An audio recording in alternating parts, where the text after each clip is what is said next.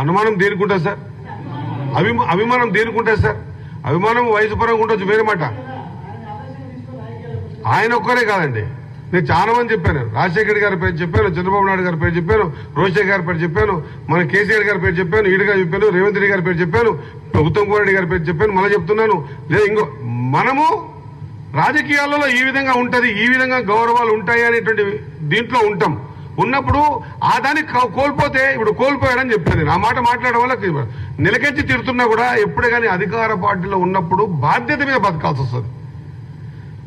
మనం ప్రతిపక్షంగా ఉన్నప్పుడు ఎంతైనా మాట్లాడవచ్చు, వేరే మాట. కానీ అధికారం ఉన్నప్పుడు మనము ప్రతిదీ కూడా ప్రతి అడుగు కూడా ఖచ్చితంగా ఊపి పెట్టాల్సి వస్తుంది.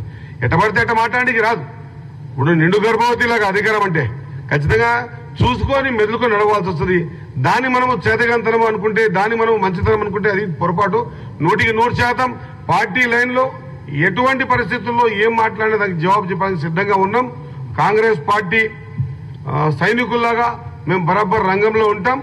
30 సంవత్సరాలు కాంగ్రెస్ పార్టీ ఈ రాష్ట్రంలో కానీ లేదా ఈ దేశంలో కానీ ఆనాటికే ఈనాటి వరకు కూడా బీద బడుగు బలహీన వర్గాల గురించి ఆలోచన చేసిందే కాంగ్రెస్ పార్టీ.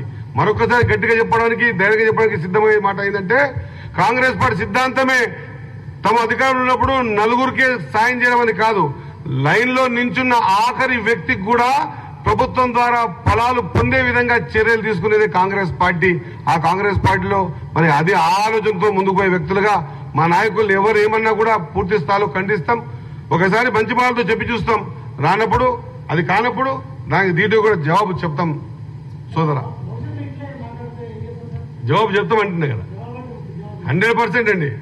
దాంట్లో ఏమంటారు కదా, ఈటిగా జవాబు పత్తరిస్తే దేనికి ఖచ్చితంగా పనిచేస్తూ ఉన్నాం, పనితనం చూపిస్తాం, మాటకు మాట, పనికి పని, ఖచ్చితంగా జాబ్ చేస్తాం. ఖచ్చితంగా అల్టిమేట్ గా తెలంగాణ రాష్ట్రానికి మనం ఏం లబ్ధి చేకూరాలి, తెలంగాణ రాష్ట్రం ఏదో కాంగ్రెస్ పార్టీ నమ్ముకొని ఏదో ఓటేసింది, మనం గెలిపించింది. ఇంత కష్టాలను కూడా కాంగ్రెస్ పార్టీ తెలంగాణ రాష్ట్రంలో బీద బడుగు బలహీన వర్గాల గురించి ఆలోచన చేస్తుండడానికి ఇన్ని నిర్దేశాలు ఇంతకుముందు మీకు చెప్పా, ఇంకా చదవదు మళ్ళీ చెప్తా. Thank you. బూతులు సోదరా, స్మూత్ గా బూతులతో తేడేదండి. మన ఐడియాలజీ ఎట్లుంటే ఆ మాట అట్లా బయటకు వస్తుంది. మనం చెప్పాం కదా, సంస్కారవంతంగా, సంస్కారం కొంత ఉంది కాబట్టి సంస్కారంగా మాట్లాడుతున్నాం. సంస్కారం ఇడిచిపెట్టి మాట్లాడి ఏదైనా మాట్లాడచ్చు, అది గొప్ప పనే. మీరు చెప్పండి, మాట్లాడమంటే మాట్లాడతా.